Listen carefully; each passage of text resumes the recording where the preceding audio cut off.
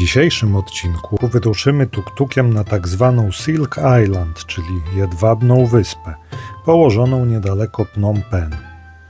Najpierw odwiedzimy tradycyjny warsztat tkacki, gdzie zobaczymy, jak powstaje jedwab. Później pojedziemy do centralnej części wyspy, by zajrzeć do pięknej świątyni i podejrzeć codzienne życie mieszkańców. Po dniu pełnym wrażeń wrócimy do stolicy, żeby złapać autobus sypialny, którym ruszymy w drogę powrotną do Wietnamu. No to w drogę!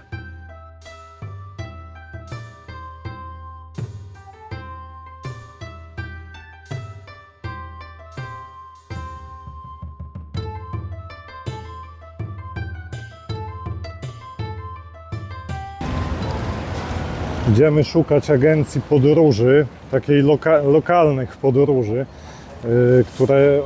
która organizuje lokalne wycieczki, bo często jest tak, że bardziej się opłaca wykupić wycieczkę w takim biurze niż jechać na własną rękę, więc idziemy się zorientować w sytuacji, a chcielibyśmy dzisiaj pojechać na Silk Island.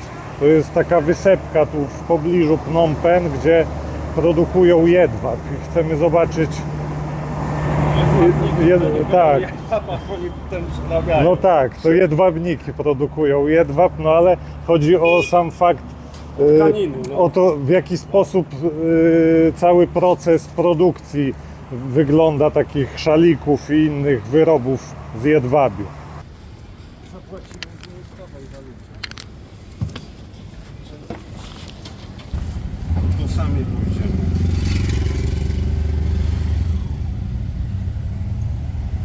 No i wszystko potoczyło się zupełnie inaczej. Okazało się, że agencja podróży, do której próbowaliśmy dotrzeć, nie istnieje i w rezultacie po drodze zatrzymał się kierowca tuk-tuka i pytał nas, gdzie chcemy jechać, a chcieliśmy jechać do innej agencji. Ale przypadkiem zobaczyliśmy, że ma rozpiskę różnych wycieczek lokalnych. No i pytamy go, czy by nas zawiózł na tą wyspę Silk Island. A on mówi, że nie ma problemu i że koszt takiej wycieczki to $20. Nie chciał negocjować za bardzo, także zgodziliśmy się na tą cenę i jedziemy. Mamy nadzieję, że będzie dobrze. No, tu dodam, że po prostu próbowaliśmy przez aplikację złapać tuk-tuka, który by jechał w stronę tej wyspy, ale to tak jakby to było poza obszarem miasta, także aplikacja nie obejmowała tego, więc trzeba tego tuk-tuka z ulicy łapać.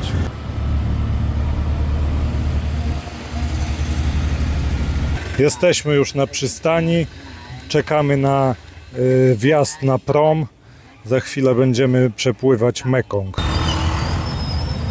Koh Dach, znana też jako Silk Island, to niewielka wyspa na rzece Mekong tuż obok Phnom Penh. Słynie z tradycyjnego tkactwa jedwabiu. Mieszkańcy od pokoleń zajmują się tu jego wytwarzaniem.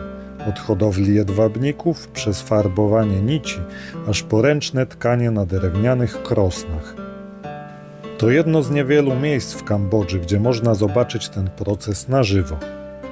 Poza tkactwem Koh Dach zachwyca spokojem. Pola ryżowe, domy na palach i codzienne życie z dala od miejskiego zgiełku. Dla mieszkańców stolicy i turystów to idealne miejsce na jednodniową ucieczkę od hałasu Phnom Penh. Jesteśmy na miejscu, tak wygląda wejście do Community of Silk Island, tu gdzie właśnie hoduje się jedwabniki. Hello. Hello.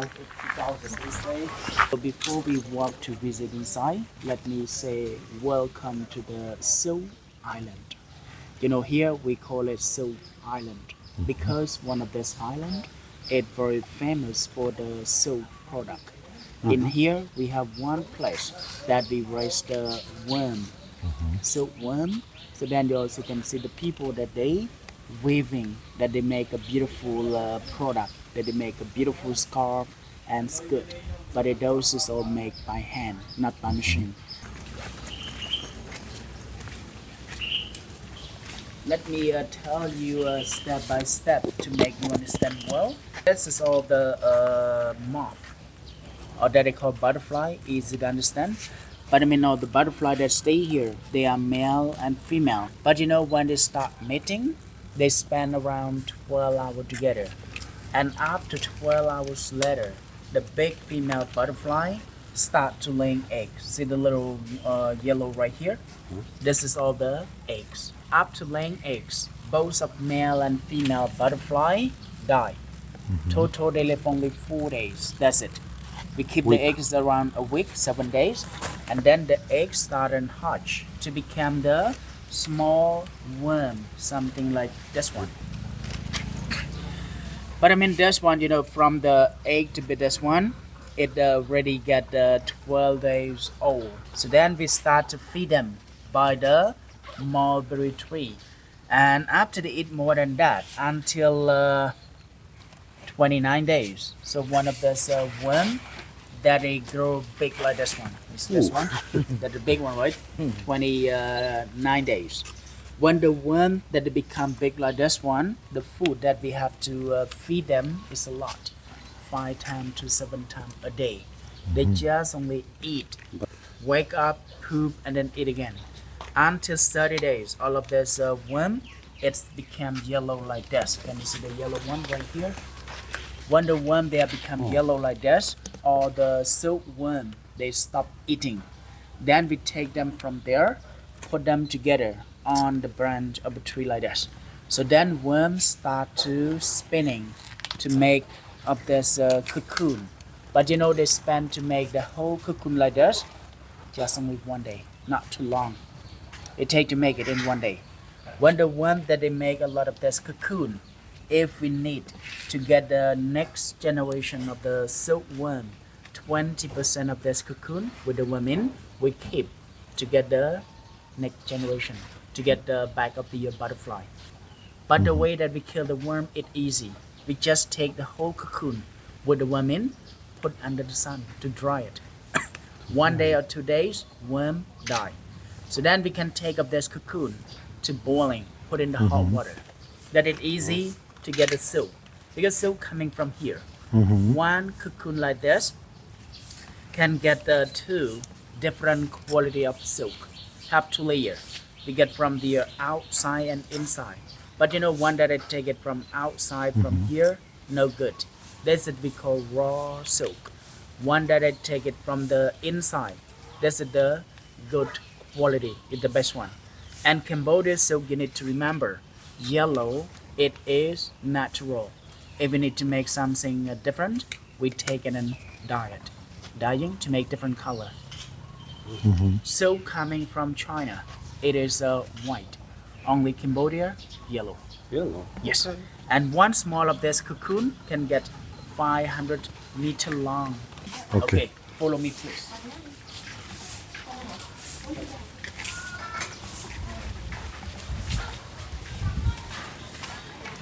First, we have to cook the water.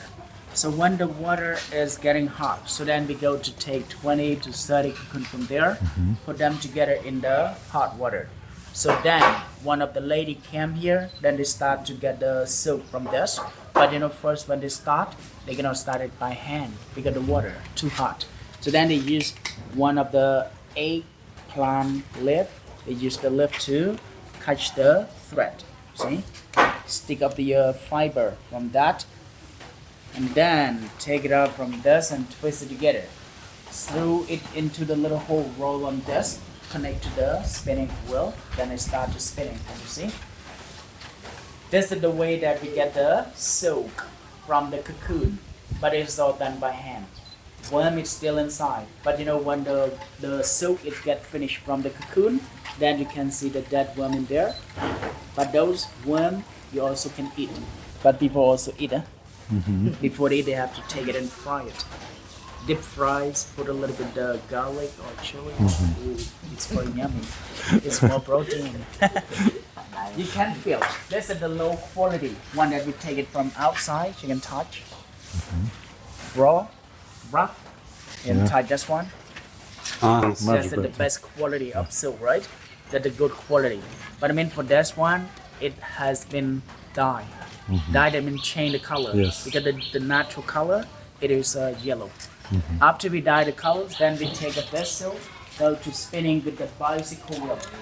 Spinning. So then we get up those silk, bring to make the product. Please come.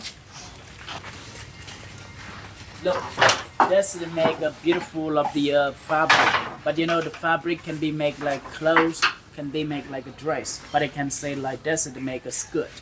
But you can see one of this skirt that's make a beautiful design. But you know all the design that's also get from this. This is the pattern. The pattern where that's keep to make of this design. Because you know when the machine start to set up all of those pattern, it already set it up. When the lady came here, start to make of this one, they have to remember all of this pattern, which one of the pattern that they use and do it. Because all of this pattern is always changing all the time. They have to use one by one like this, change. And look it down there, they got different pedal. One at the back of the bamboo stick, that bamboo step, they keep to control that pattern. Just to pick up the pattern like this, and then they slide the shadow. And one piece like this, 1 meter wide by 4 meter long, they take 10 days. 10 days take to finish one of this. 8 hours a day that they have to sit and work. 8 hours that it take to finish of this one. It's a lot of work. So this is that is smaller than those because this one to take to making a scarf. But you can see one of the scarf is also got beautiful color, blue or something like that is a little bit white. And this is also the pattern where they pick to make of this design. 3 days that it take to finish one of this. 3 days. 1/2 meters by 2 meter long. 2 meters. One of this pattern they take a month to finish set up. So you have to count the one of those I call shuttles. You have to count that one. Now slide from that one. Go back to 3, 4. Every 4 times, then stop, change the pattern right here. So do like this all the time. And all the product that they make it here, you know, after they finish, they don't export it to outside. All the product made here, sell only here. Here we have a small store that they keep to sell the product. This is the good quality. Only white.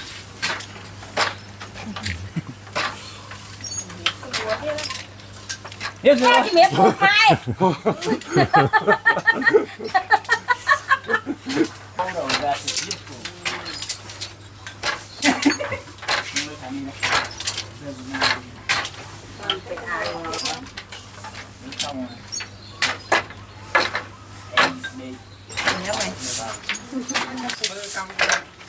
Dạ mấy con, dạ mày.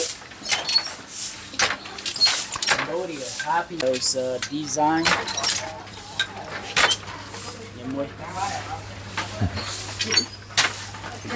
Tại cho bị đâu bay pin bị đâu. Xong bay đi mình.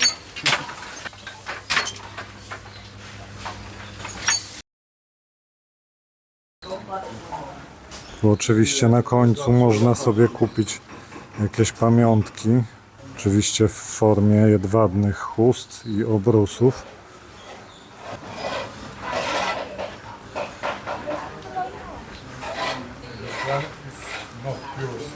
Yes, not pure silk.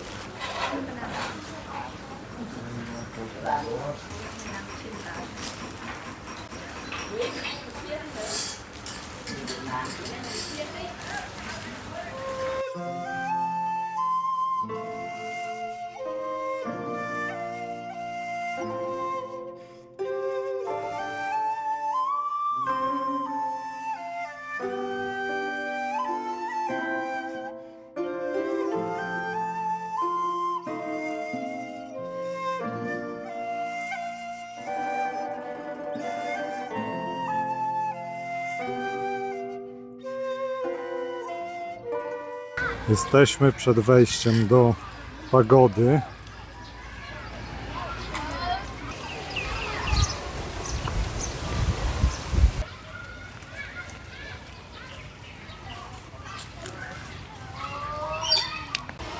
Bardzo ładna świątynia.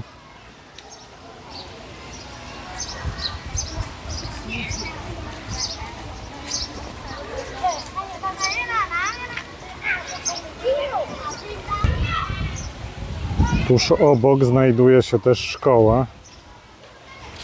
Jest pełno dzieci.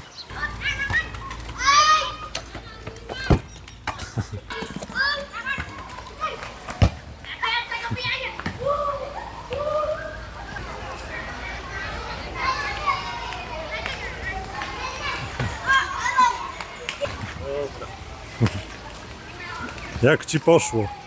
Zadowoleni byli z ciebie? No i piłkę. Nie wiem, kto jest z kim. I gdzie jest bramka?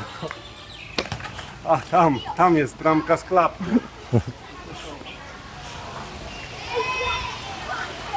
Zepsułem im mecz chyba.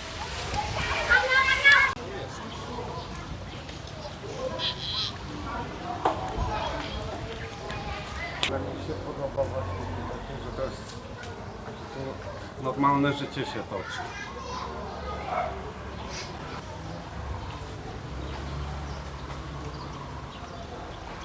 To jest miejsce, gdzie chowa się zmarłych, czyli to coś w rodzaju cmentarza. Tu z tego, co mówił nam kierowca, zmarła jakaś kobieta w 2012 roku i to jest jej nagrobek. I kolejna stupa.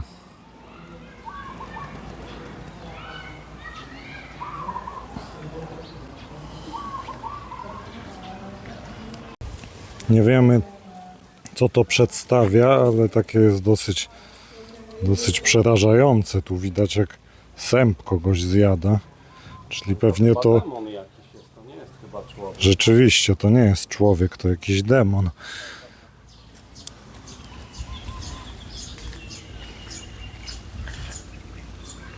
Jakiś Prometeusz tutejszy. Ciekawe te rzeźby. Tu jakaś pani na dziku jedzie. Posągi stojące na dziedzińcu to mityczne stworzenia Naga, które symbolizują ochronę przed złem. Każda rzeźba opowiada swoją historię z buddyjskich legend o drodze do spokoju, mądrości i oświecenia.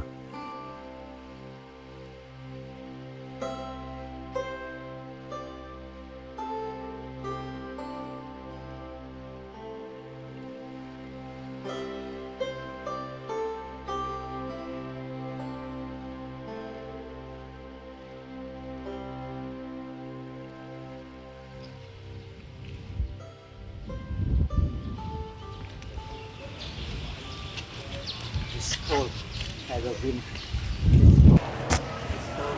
Goodness of the Buddha and around and finish.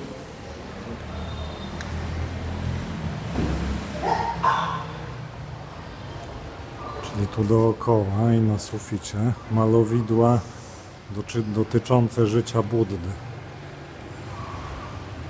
Bardzo ładne.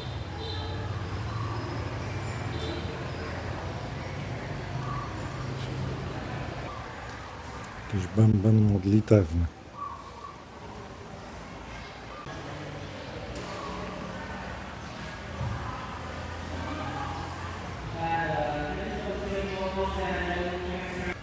Warto zauważyć, że niektóre domy budowane tutaj są w ten sam sposób, co w tej pływającej wiosce, czyli na palach.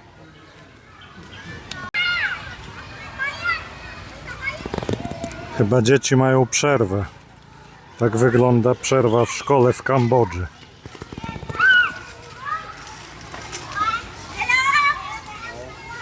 Hello. Hello.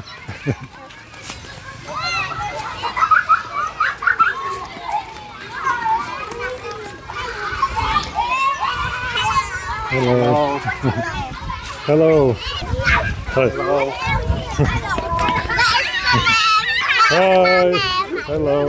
Wszyscy trzej Hello.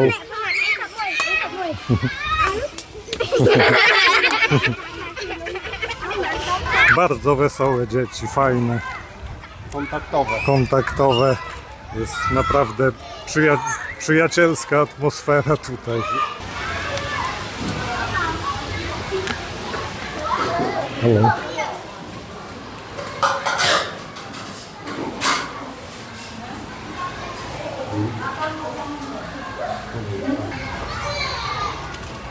Tu pewnie dzieci się mierzą. Miarka jest.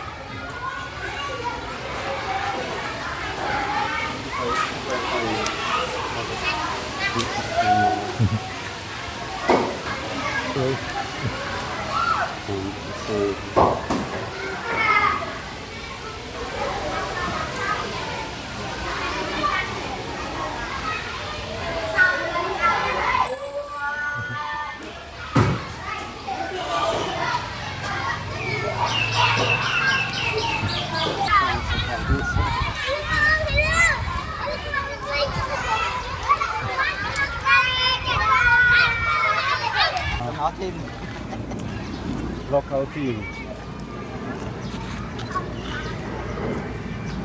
Tu widać, jak dzieci ze szkoły grają w piłkę.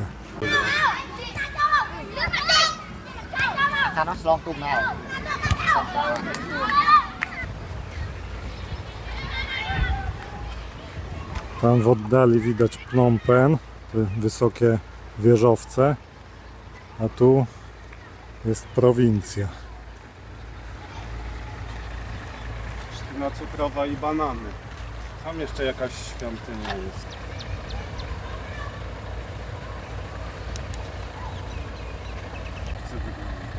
No i są krowy. Krowy zupełnie inne niż w Europie.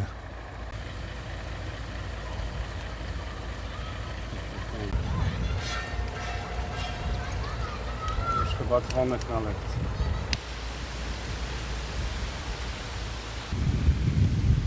Dochodzimy już na drugą stronę wyspy. Też jest jakaś przystań.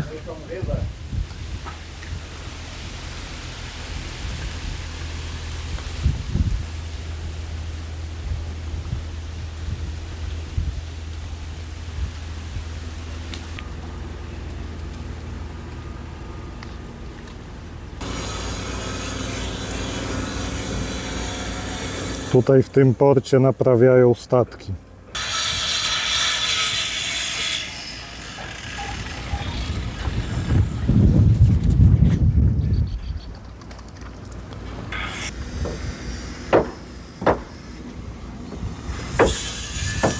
Za mną jest rzeka Mekong i w tym kierunku jest Tajlandia.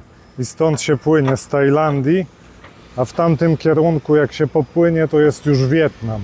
Można też stąd dopłynąć do innych miejscowości w Kambodży. Sin, there is sin. It's not.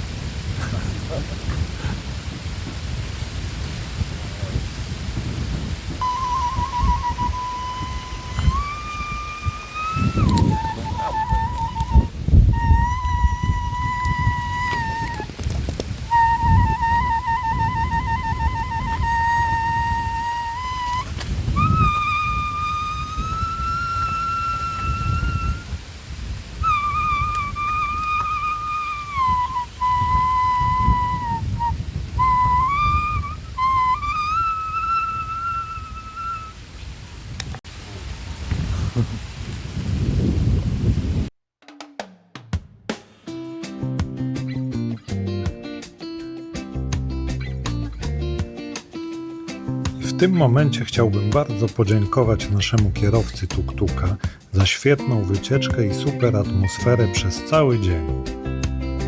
Jeśli będziecie kiedyś w Phnom Penh i będziecie szukać sprawdzonego kierowcy, na dole ekranu znajdziecie kod QR, który prowadzi prosto do jego WhatsAppa.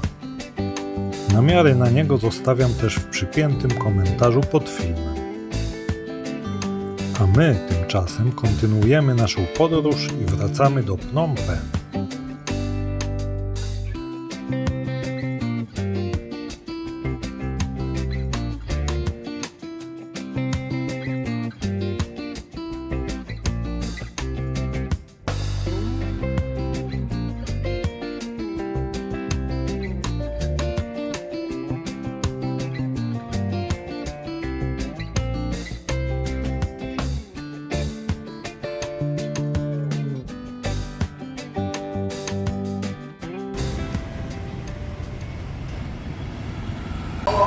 Czekamy właśnie na autobus do Wietnamu. Jesteśmy w Phnom Penh. Będziemy jechać pierwszy raz w życiu w ogóle takim autobusem. Specjalnie wzięliśmy go z leżankami. Nigdy nie jechałem takim autobusem, jechałem jedynie pociągami z kuszetką, chociażby na Ukrainie, ale przyznam szczerze, że taki autobus z leżanką to dla mnie zupełna nowość, więc jadę nim z ciekawości, bo były też zwykłe autobusy z siedzeniami, które były w tej samej cenie.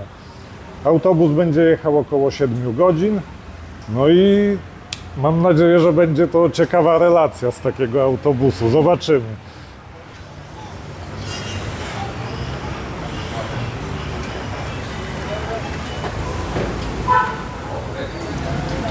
Dobra, idziemy już do autobusu. Autobus wygląda tak. Zrzucimy bagaże.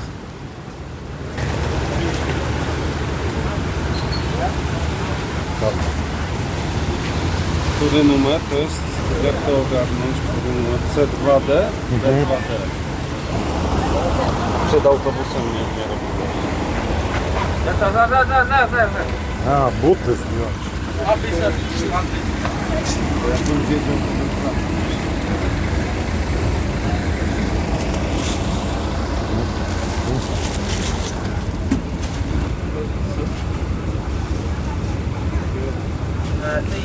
Daj bilety.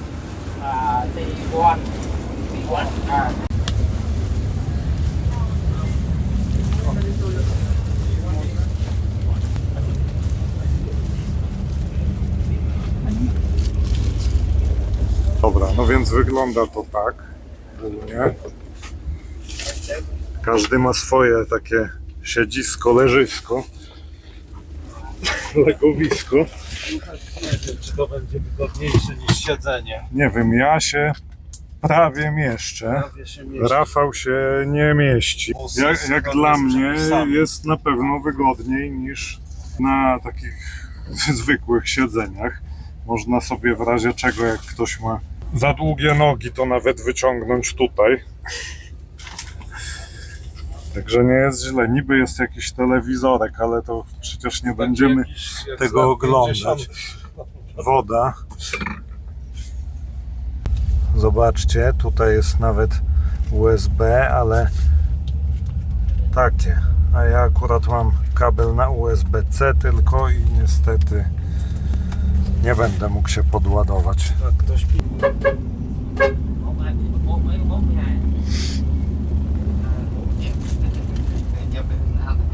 jedziemy.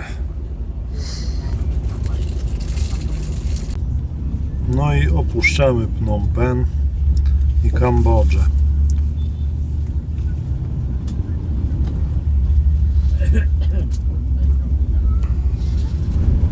Jeszcze jedna ciekawostka, takie firaneczki są, można się całkiem zasłonić. Ktoś siedzi na środku, tak jak Rafał, to można sobie z dwóch stron te firaneczki.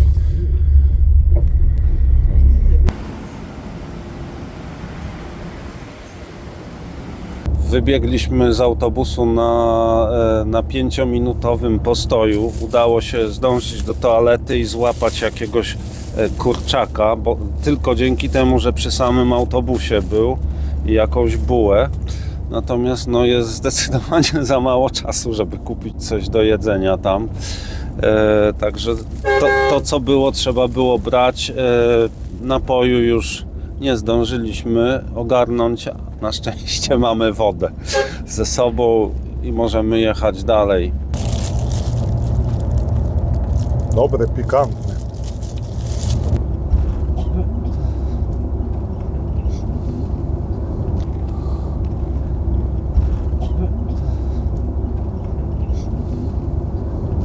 Przekroczyliśmy granicę z Wietnamem, poszło dość sprawnie. Na obu punktach kontrolnych sprawdzali nam wietnamską wizę i przez większość czasu paszporty były pod kontrolą kierowcy. Nie wiem, czemu to służy, no ale tak jest. Dopiero dostaliśmy na stałe paszporty wjeżdżając tutaj. Po obu stronach granicy musieliśmy wysiadać, ale tylko po stronie wietnamskiej trzeba było wyjąć bagaż z bagażnika, który został prześwietlony, ale to nie była długa sprawa, także wszystko łącznie zajęło około pół godziny.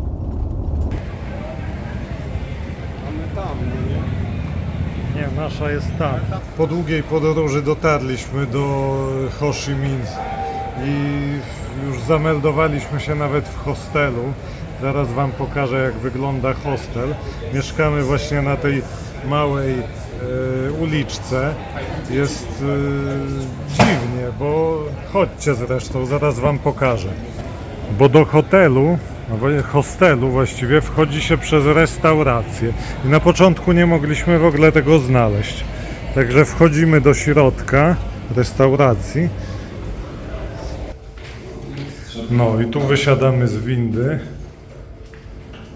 i idziemy do naszego pokoju. Zaraz Wam go zaprezentuję.